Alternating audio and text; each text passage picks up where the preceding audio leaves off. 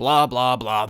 Sea of Thieves is a game about pirates, so it's not surprising that you're gonna have to do a lot of sailing in ships. Unless you're Michael Phelps, you ain't gonna do much unless you know exactly how to control your ship. So on today's episode of The Talking Point, we're gonna be discussing how exactly ships work in Sea of Thieves. A lot of this information was taken from the brand new Sea of Thieves short haul episode, which you can find in the description. Right, so you may think you know how ships are going to work in Sea of Thieves. You know, you put in first, get the clutch going, and off you go, right? Yeah, no. You see, like how pirate ships were in real life, the ships in Sea of Thieves work based on wind, whether it's a strong wind or a slight breeze, whether it's pushing to the left or to the right, and whether it catches the sail at the right angle. Rare really want to establish a sense of teamwork and immersion when it comes to sailing your ship, and they want to make it as viable for both solo players and multiplayer parties as possible, although solo players will probably only have a small ship to manage rather than a full-sized one.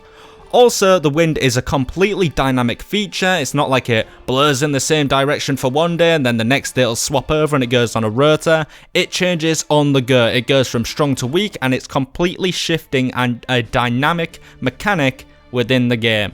Alright, so now you got the ship moving. What about shooting shit? You know, being a pirate is pretty simple. You just need a boat, a load of alcohol, and the ability to shoot shit.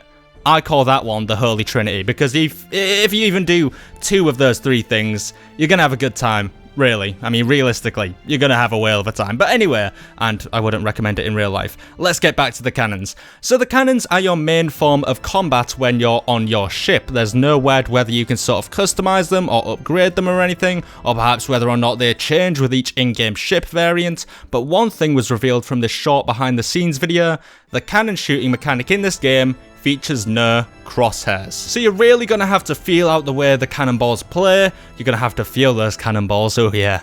What their motion arc is when you shoot them, how gravity and wind affects them, and remember, this is all in the name of immersion. The team at Rare are really trying to make the game as immersive and absorbing as possible, which, if you've always had a dream of becoming a pirate, is pretty good. But you really should have more realistic dreams. Work in an office or something, Jesus.